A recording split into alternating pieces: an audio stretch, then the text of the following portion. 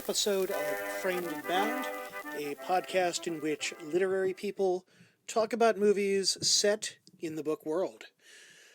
My name is Tobias Carroll. I am the host of this podcast. I want to apologize for it's been a little longer than I had expected to get this new episode up. There were some delays. Things took a little longer to get this episode up and running. Thanks for your patience. For this episode, I am joined by Constance Squires, who teaches creative writing at the University of Central Oklahoma in Edmond. She is the author of several books, including the recent novel Low April Sun, which came out earlier this year. Constance and I are going to be discussing Ask the Dust, written and directed by Robert Towne, based on John Fante's novel and starring Colin Farrell, Salma Hayek, Donald Sutherland, Eileen Atkins, Idina Menzel, and Justin Kirk. And the cinematography is by the great Caleb Deschanel. And it tells the story of a young writer, Arturo Bandini, who comes to Los Angeles in the 1930s and falls in love with a woman named Camilla. Those would be your two leads, played by Colin Farrell and Salma Hayek, respectively. It's a book that I really enjoyed. And as for the movie, well, here's what we thought. On an earlier episode, we talked about we discussed Barfly, and so I kind of feel like if we're gonna, having done Bukowski, the Bukowski adaptation, it sort of feels fitting to also do a John Fante adaptation. And this is a movie that I remember when it came out. I had not seen it, and so I'm finally, almost 20 years after this movie was released, actually watching it, and I kind of wish I'd liked it better, but. I know. Yeah, I know. I actually didn't see it when it came out because I have this complicated relationship with Fonte and Bukowski and Henry Miller and Henry Rollins. And to me, all those guys are all one thing because they all came into my life when I was a teenager, kind of all at once, Yeah. And yeah, and in some ways they're like my dads, I mean, there's a spirit to them that really helped me, sort of, be a writer and everything. And yet they're such dicks. I mean, Yeah. there's so much about them that I hate. So I have this back and forth. I go through periods where I just don't read any of them, can't stand them, and then other periods where I appreciate them. So yeah, I think I was in a period of not being interested in them when the movie came out, because I didn't see it when it came out either, Yeah. even though I knew the book really well. So Yeah. Yeah, it's interesting. One of the things that I was reading about, as I was trying to do a little bit of research into this, was that Robert Towne had written an adaptation of a different Fonte novel, which I have not read, that Francis Ford Coppola was apparently going to direct in the mid '70s, and that never materialized. But like, I also just have a lot of thoughts on why I think there are certain things about Ask the Dust that work better as a book than as a movie. Even mhm.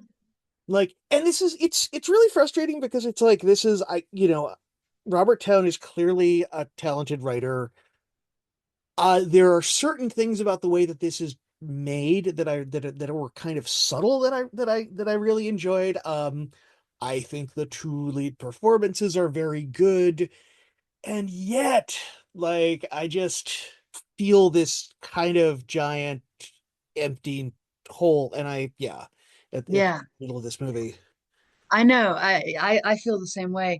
I think maybe part of it is that you feel that Robert Towne really connected with the figure of Arturo Bandini, that it reminded him of his youth, Yeah, and what it cost to try to be a writer in Hollywood when the movies are going to try to suck your energy, writing for the studios. And maybe he overly connected with that and didn't realize how unlikable Arturo Bandini is generally, and so he just gave him such a pass with so much really repellent yeah, behavior, you yeah, know. And so for me, like, I know this sounds weird, but the honeyed filter, that sort of sepia filter, to me conveys everything I need to know about Robert Towne's feelings, and it's way too romantic, you know. Yeah. It's just not that romantic. It shouldn't be in that soft focus, except that maybe that the actors are both way older than than the characters are supposed to be. Maybe that's why they filtered it that way. I don't know. Yeah. Yeah, But it's kind of funny that like I had watched last year when it was on Apple TV. I watched Sugar, and it's very odd to see like Colin Farrell, but in both films, Colin Farrell in a suit driving around LA, and I'm like, Colin Farrell has not really aged in the last 20 years. That's cool. Um, yeah.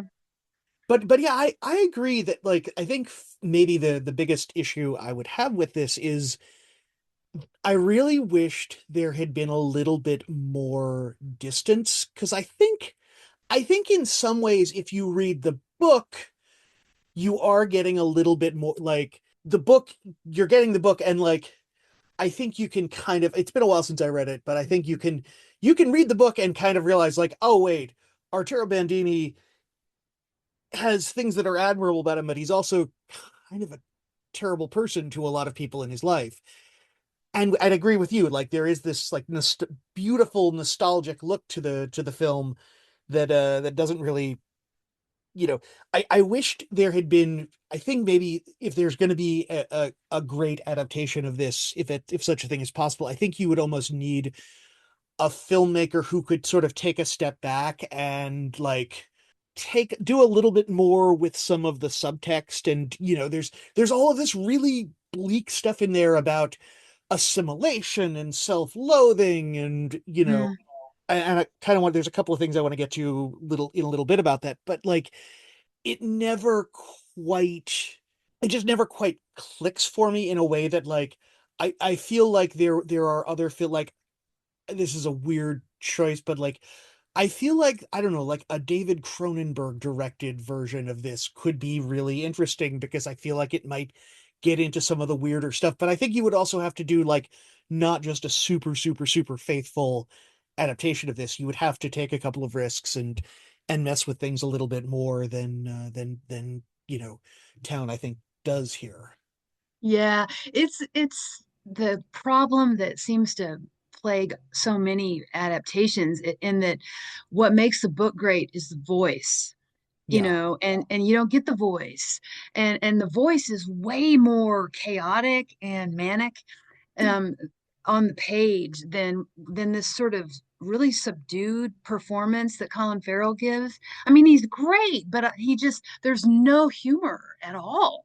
Yeah. None. And there needs to be. He needs to take himself a little less seriously, especially because he's playing a 20-year-old. I mean, what 20-year-old is not an idiot, right? Yeah. And he's looking back. And so, if there was a little self-deprecating humor in there, it would have gone a long way.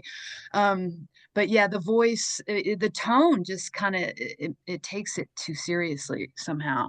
Yeah. Yeah, and again, there are these oddly subtle things that the film, I think, does.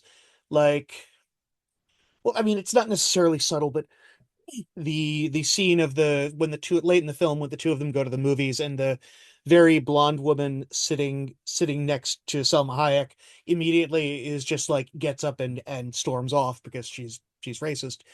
And like, or even this is I think one of the subtler things about the film is like you notice a lot of like I think there's a shopkeeper who is Japanese American, and there are the kids on the beach that Bandini is playing with. And given that this is a film set in the late 30s, it's like, oh, this is things are about to go absolutely terribly for all of these people who are kind of in the background but present in this film. And like, Yeah. you know and he doesn't really emphasize that much, but it's there, and it's like, okay, you've put that in, so it's like I kind of feel like you could have pushed this a little bit further, and like, I don't know. I know. I mean, it is one of the aspects of the film that works better. And he, I mean, he does. it is there because like the speech that Eileen Atkins as the landlady gives about we don't rent to Mexicans and Jews. I Yeah. don't think that's in the book. And so I think that was added to the script to emphasize the racial aspect, which was a good thing to do, I think. And then he says, I'm going to write a book about everybody who ever came here from somebody from somewhere else. Yeah. So it's really part of it. But yeah, one of the things that really touched me was the way that the two of them sort of try to go at each other with racial, Yeah. Yeah. slurs. And I mean, it's like they both absorbed the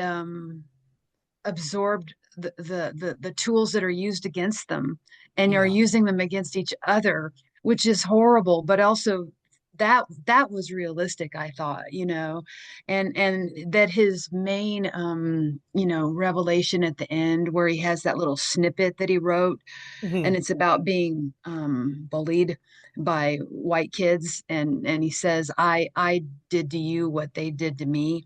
Yeah. And that feels like, not to like jump to the end, but that feels like the main argument for him growing, and it's you tied to that issue of assimilation and versus aspiration, and at that point it seems like they just were not, there was no chance of them separating those two things. Yeah. Yeah. Yeah. The notion of the two of them both being having this dynamic in their relationship where they're both playing out their sort of internalized self-loathing on one another, but there's also this sexual aspect to it, which like if you are casting Colin Farrell and Salma Hayek in a movie, it's like you don't need to do too much to sort of be like, yes, these two people are both drawn to each other because they're both absurdly good looking. And it's interesting to me that like, yeah, that he is Bandini is whatever, like just on this side of white, whereas the two women who he has relationships with in the film are both right on the other side of that. Mm-hmm.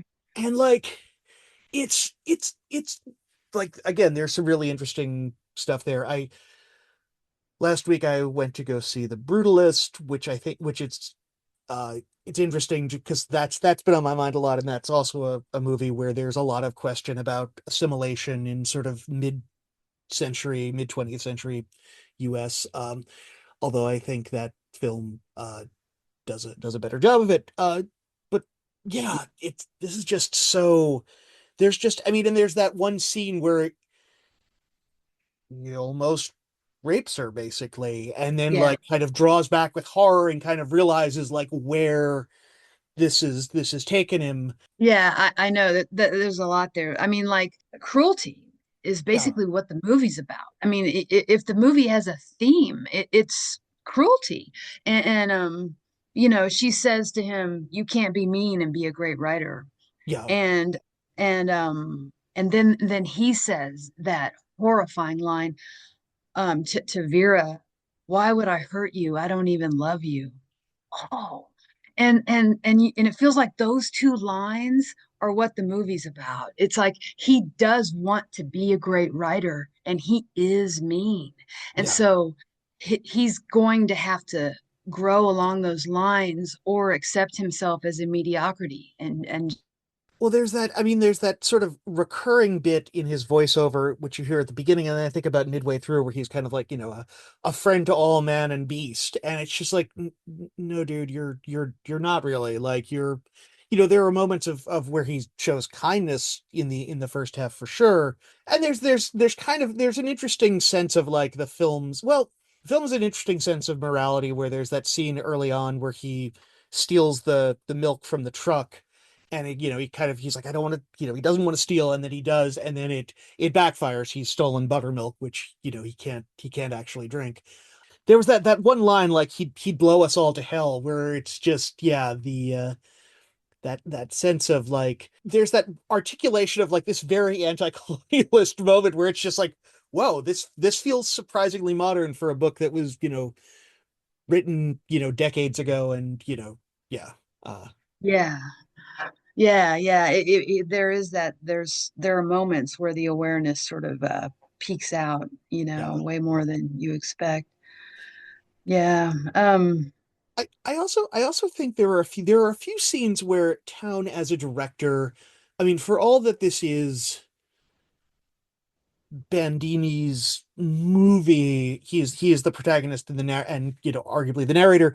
There are a few scenes where the camera will linger on Camilla's point of view. There's one scene where she's one of the first scenes where they're in the bar and the tall, skinny bartender is kind of telling her to go over to him, and there's I think another scene where she's in Bandini's room, and like it's one of those. There's a couple of moments where I was grateful that Robert Towne as a director gave us those moments where she's not quite so much an object to him. I mean, because some spoilers here for a movie that is almost 20 years old and adapts a novel that's much older. I mean, this is a book where the protagonist does not really learn his lesson until not one but two of the women who he has, embarked on relationships with have died in fairly terrible ways. Which not the best of things, I would say. Yeah, it's really I mean, there's really this question about whether I mean, in some ways, it's a coming of age story. I mean, classically structured, it Yeah, is. It's a coming of age story. And I mean, he's 20 years old, and it's really clear in the book that he's a virgin. I don't know it's as clear in the movie.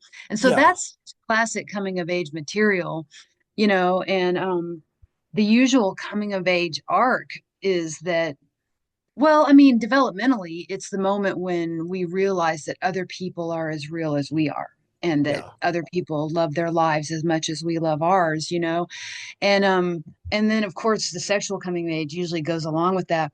Yeah, I mean, you could really argue whether he's able to have that coming of age or whether he's maybe just a budding psychopath. I mean, I don't know. yeah, I think I feel like Robert Towne wants you to sympathize with him and feel like, that he learned his lesson and got some empathy and was able to start writing really well. And we see him real successful there at the end. I don't know. I'm not sure. yeah. I don't know how I feel about it. I had forgotten until you mentioned it that in the novel the character is just 20. I mean, looking it up, I think Colin Farrell was about 30 when this was made, and Salma Hayek is about I think a decade older. And obviously, like, but yeah, it's like I don't. But I think one of the problems I think with casting someone as handsome as Colin Farrell is even in like a movie like The Banshees of Inisherin, where he's kind of playing this emotionally stunted man, like I don't ever get a vibe of like this is not a man who is in the part in the parlance of the show Silicon Valley, this guy fucks. He I mean and I it's kind of funny. This is a weird comparison to a movie that kind of came out around the same time. I don't know if you're a David Peace reader at all. I know the name, but I haven't read him. So a couple of years ago, he wrote a quartet of novels set in the north of England that are sort of interwoven crime stories, and then three of them were adapted for film. And it's kind of funny because in the casting of that, it's almost the opposite thing, where there in the first one, which is called 1974, with one of the central character is a reporter who has kind of gone back to his hometown after crashing and burning as a working in I think it's supposed to be London he's come from. And I remember going to see it with a friend who's also a big Peace fan, and we had both always thought of that guy as being like late 20s early 30s, like someone who had spent years and years, you know at this job and had just completely failed at it and was kind of returning home in disgrace. And in that film they cast Andrew Garfield, who I think this was maybe even a pre-Spider-Man Andrew Garfield. So it's like Andrew Garfield is an actor who I think always looks pretty young, and like he looked.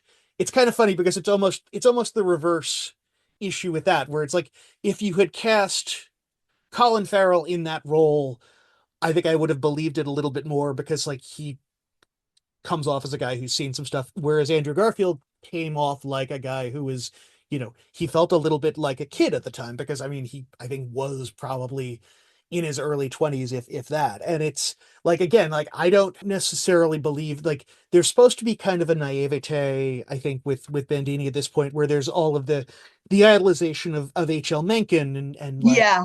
I want to be a writer, he's got the picture posted up, but it's like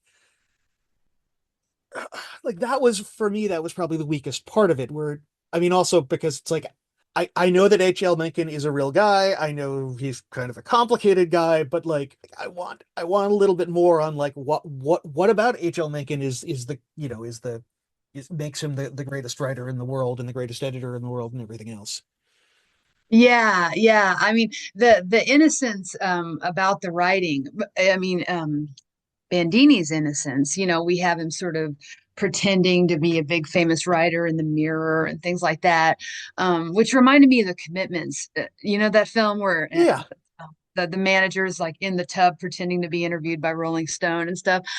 That was sort of sweet. I understood that, and then also the just the different world of it. I mean, my God, he gets the letter from Minkin that's like, "Hey there, unknown writer in LA. I just thought maybe you'd like some money to write a novel. I don't know. I just think you're special." I mean, I just thought, "Oh my God. I want I I want to live in this world where editors are like, we're not going to run this story, but here's more money than we paid you for the story we did publish, so you can turn it's like okay, that doesn't sound so bad. That part makes it more like a fairy tale than anything else. I Yeah, mean, that seems to me the only part that actually matches the soft filter. yeah, That version of the publishing industry. My yeah. God, I wish. I know. Yeah. There was although I will say one of the while that definitely felt a little I I mean maybe that was actually Fante's experience back in the day, but the one thing that I will say is I did appreciate and I say this with a sigh, I did appreciate the one of the running subtext of it, which is writers are maybe not great with money, which Yeah. which I was like, yeah, that's fair. That's fair. Definitely. Yeah. Yeah.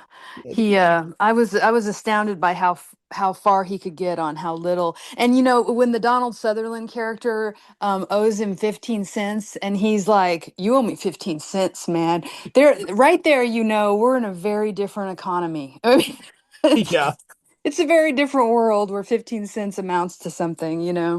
absolutely.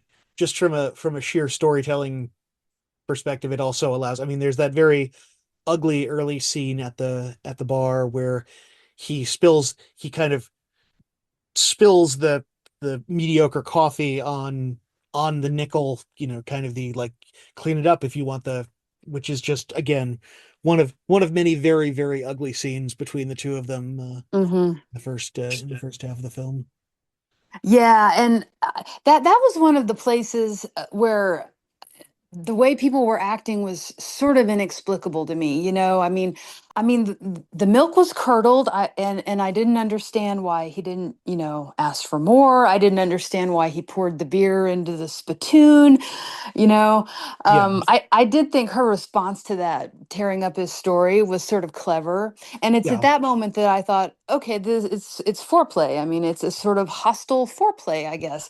And yeah, her response makes that clear, but his what he does, I was like, what are you doing, dude? I don't yeah. understand this. I Yeah. think that also goes to the if he was a somewhat younger character, like if you had a 20-year-old actor there or someone who looked 20, where it's like this is your first time in the big city and you're trying really hard to act like your idea of what a hard-boiled writer is, and you just come off as a rude child, basically. Like I think that would be felt a little bit more, whereas Yeah, yeah, definitely. It was interesting that they cast him that old. Yeah. I had that same thing of not understanding the character's motives with Vera, you know. Yeah. She Oh, yeah.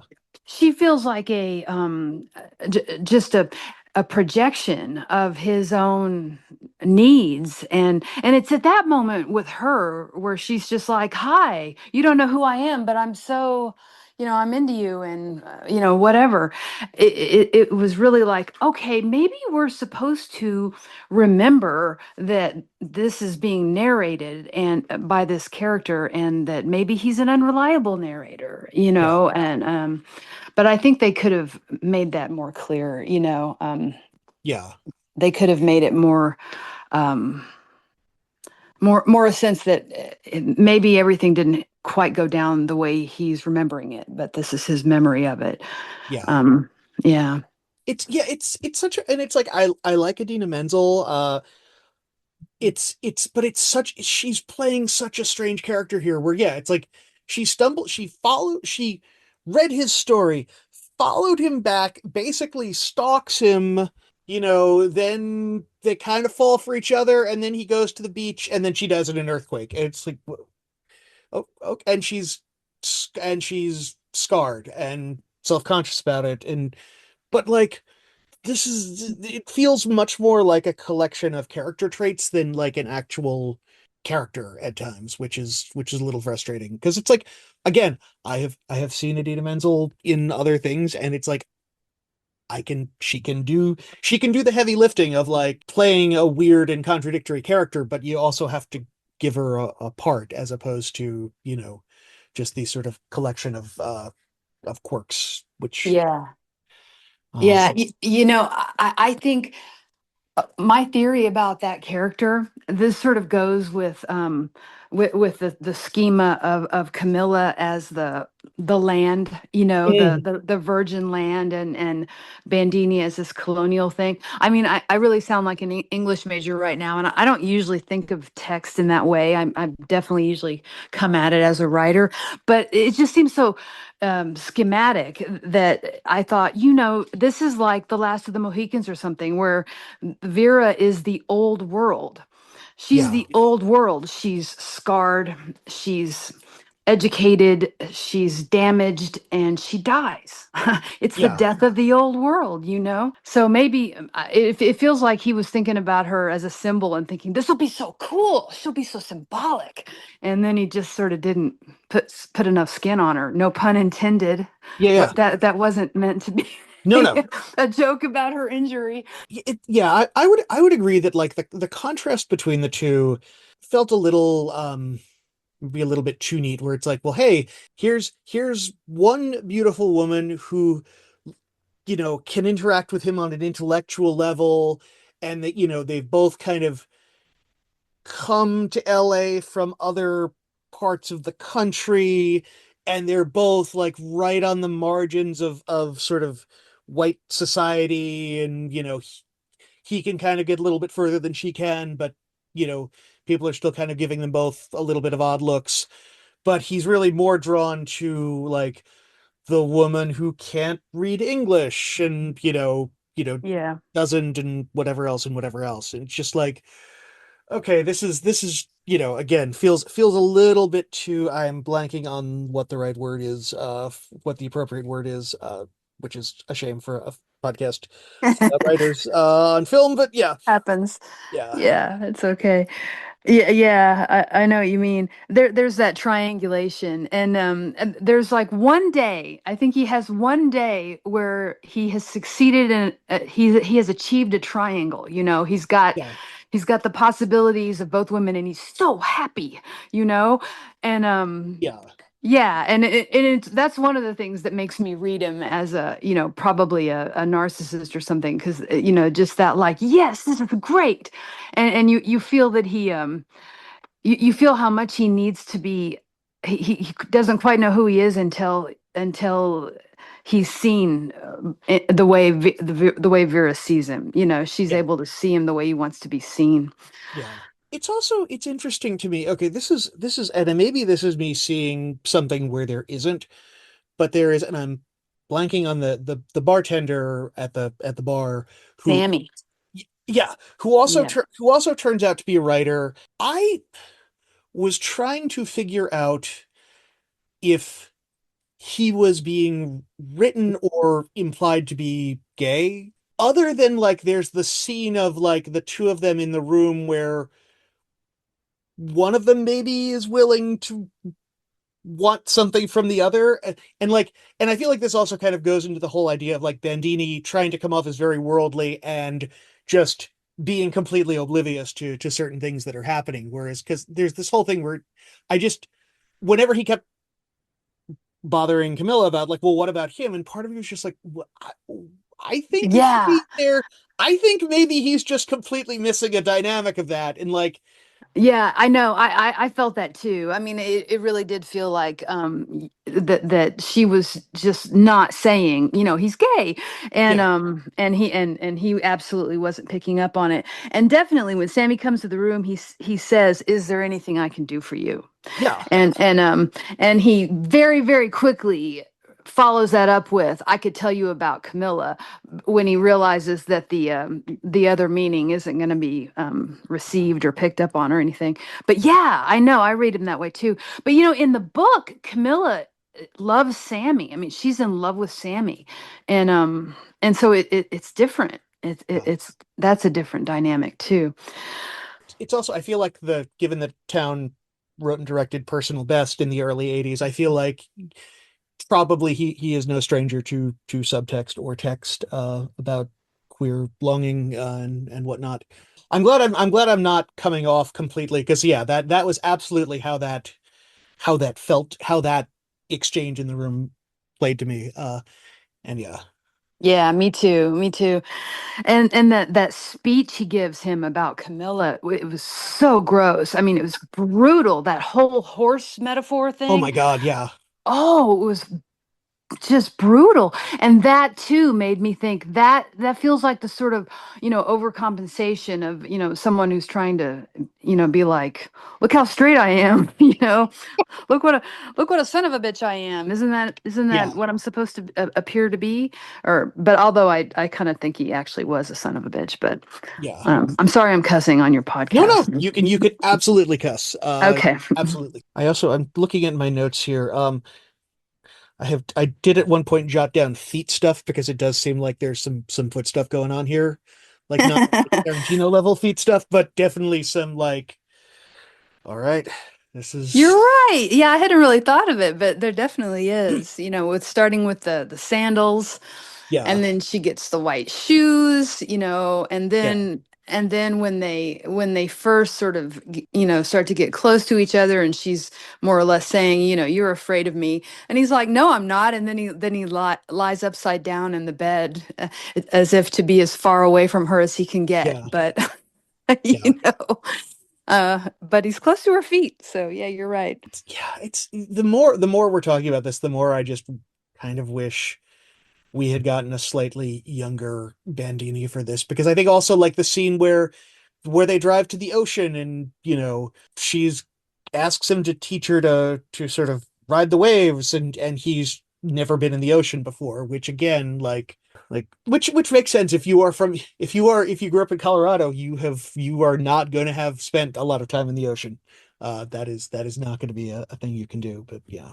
Yeah, and you feel that that's the first time he's ever been naked in front of a woman, and Yeah. he's probably the first time he's ever seen a naked woman, and and it's Selma Hayek. What a lucky thing, right? He's just sort of he's trying really hard to be up to the moment, but he's not, and his insecurity comes out as cruelty always. I mean, that's horrifying, that scene. The way he sort of almost drowns her. Yeah. And then what he says is something like, well, think of what it was like for me not being able to find you. Like, that's why I almost drowned you, because you made me worry. Yeah. Not crazy at all. So Yeah, that is a horrifying scene. It really was. There's a whole thing kind of running throughout the film of to kind of jump back to that the contrast earlier between the two women in Bandini's life. It is interesting that for all that Camilla, when the film begins, can't read or write English, but does also understand his work on, kind of on a fundamental level better than he does, where there's that passage that he said, oh, we're not putting this in there, and she's like, no, you have to put this in there, like I think that, and it Hmm. and when at the very end when he shows back up at the grave, he's reading, that's actually how he's, I think, opened the book. And and that's, an interesting, and I think, again, one of those places where the we're kind of reminded that Bandini's self-image and his actual, what he's actually doing are maybe two very different things. Um, Yeah, and the hope that we're meant to feel for him comes a lot through how he interacts with both of those women in text, because to me it feels like the turn in the story happens after Vera dies, and he says, I sat down to give Vera the life that she didn't get to have. It feels like the first time that he's writing out of empathy, yeah, not out of just pure egotism.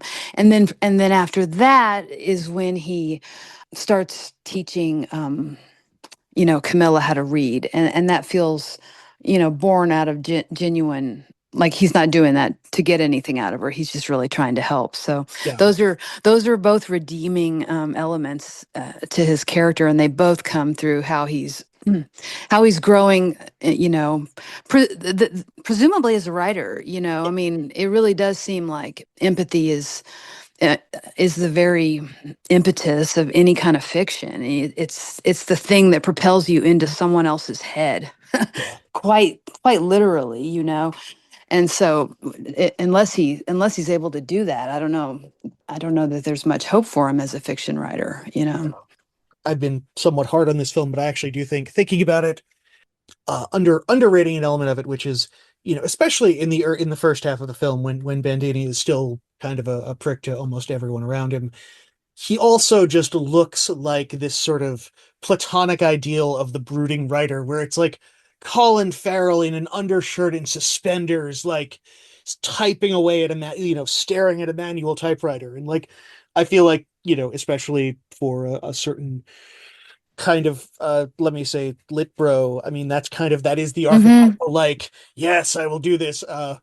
I and like, I'm a hard living, I breaking hearts and doing this, and like at towards the tail end of the film, where he's actually like seems to be writing at a much faster pace, it's much less like that archetypal, it's like with the woman he loves and their dog on the beach, and like you don't it's much less the sort of playing the part of the tortured artist, and it's just like he's just doing the work. Doing the work. Yeah, yeah. And the idol there on the beach, and him, the two of them in those quarters, I couldn't help think of Steinbeck. I don't know if you've ever read Steinbeck. I can't think of the name of it, but there was a diary that he kept as he was writing The Grapes of Wrath, and he No, I wrote have in it not. every day as he was writing it. Oh And wow. they were somewhere just like that. They were in a beach house, and she was there with them, and they had a dog. And so I just kept thinking Steinbeck. I already sort of was thinking Steinbeck, because I was thinking of the era, but I really did during that period.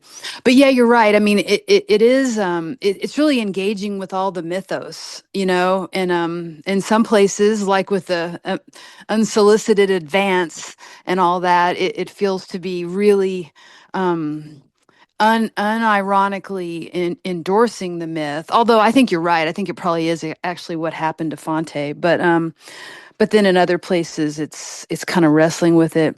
I felt this real T.S. Eliot thing going through it. Did you have any sense of that? Um, I didn't, but uh, please expand on that. yeah, I don't know. It feels like I mean, we do know that everybody at that time was, I mean, there's no writer that wasn't contending with The Wasteland. You know, The Wasteland Yeah. came out in like, you know, in 1919, I guess. And so, I mean, the title, Ask the Dusk, Mm. Ask the Dust, it's like, it seems to recall that line from, you know, I'll show you something different than either your shadow at morning, starting behind you, or your shadow at evening, rising to meet you. I will show you fear in a handful of dust. And he says in the voiceover, handful of dust. He Mm. actually uses that line. And the whole book's about fear, you know? His cruelty is fear. So I don't know. I just sort of felt that. And then there's the drowning thing in the middle, and the the the book in the wasteland that's about drowning is also in the middle. And then in the book he has this thing that where he says, well, I don't know if I'm a real writer, like the kind that can, you know, put Sanskrit passages in my work. And that seemed a very, very clear reference to the wasteland, to the Yeah. end, you know, Shanti, Shanti, Shanti. But you can tell I did some graduate work on the wasteland, right? I was just like, oh, hey, stuff I had almost forgotten about. It comes back into my mind. But Amazing. but it does seem like he's contending with, he throws all those names around. He throws around Sinclair Lewis, Mencken, Yeah. you know, he mentions other writers too. Yeah. It is So it is interesting too, because it's like it's also when you're looking at that, it's like Fante, I would not call Fante a modernist, and it almost no. feels like, this much more, I don't know, just like the much more sort of stark realism, even in a world where H.L. Mencken is, occasionally just giving you checks based on the things that he's not publishing. Yeah. I So know. Yeah, you're right. I had that same thought. I thought, okay, you know, he's an interesting figure because he's smack in the middle of the modernist period, and yet he is not part of it. He's an outlier, and that seems partly geographic, but it's also stylistic. You know, the way he. I mean, this is kind of talking about the book more than the movie, but the prose, the way he sort of starts paragraphs with these exclamatory sentences, "Oh, the city," you know, things like that. I mean, it's just pure Henry Miller. You just know he was very influenced by Henry Miller, and the tropics were all out by the time he wrote this book. So you couldn't make me believe he hadn't read them. I'm sure he had. yeah, So, so yeah, there's always been that weird thing with Henry Miller. Like, where does he fit? You know, yeah, I love that he still just doesn't fit. You know, people still just don't know what to do with him. yeah. Yeah. I took a course at the end of last year at the Brooklyn Institute for Social Research on uh it was on the Hugh Kenner book, the Pound era. So it was a lot of Oh yeah. discussion of modernist poetry. I mean, obviously a lot of Ezra Pound, but also a fair amount of T.S. Eliot. And it was a pretty fascinating time. But we also ended up discussing a lot of like modernist writers, and kind of the why did a lot of these modernists end up also becoming fascists, which Yeah. feels all too relevant today. So Yeah, I know it does. Yeah, it's that was kind of my, yeah, I read that book and I spent a lot of time with those guys, and I yeah, they're so great, but then there's also some really not so great stuff yeah, about all of it. yeah. Yeah. So I don't know.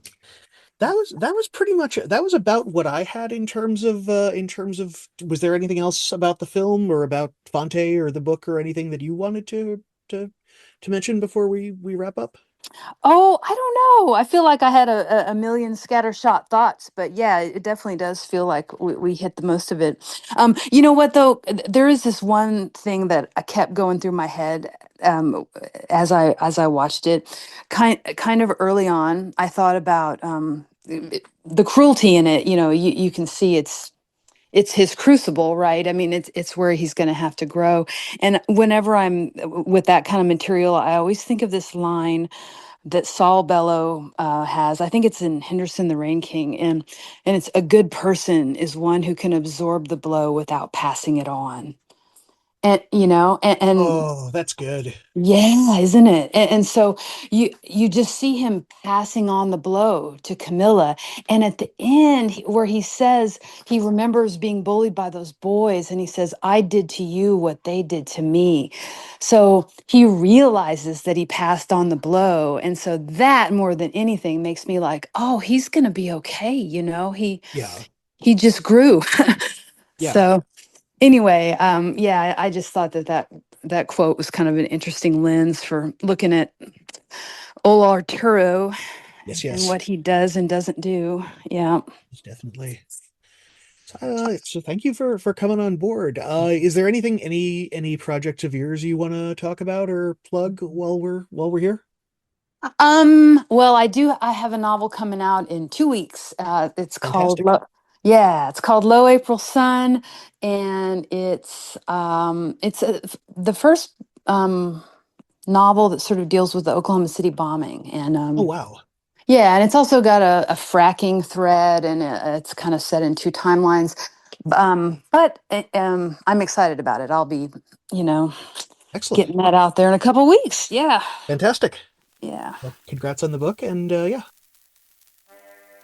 And that concludes our discussion of Ask the Dust, a movie that you can find if you're curious about watching it. You should be able to find it to rent digitally on the usual spots. Next time, we will return with a somewhat bittersweet in retrospect episode, which you'll learn about post haste. Thanks again to Constance Squires for stopping by and talking Ask the Dust. Thank you for listening. Our logo was designed by Mac V. As always, if you enjoyed the podcast, please leave a rating on your preferred podcasting app. If you have any questions, our email address is framedandboundpodcast@gmail.com. Our theme music is Arvid Franzen and Eric Berg's Life in the Woods of Finland via the Internet Archive. Thanks so much for listening. See you soon.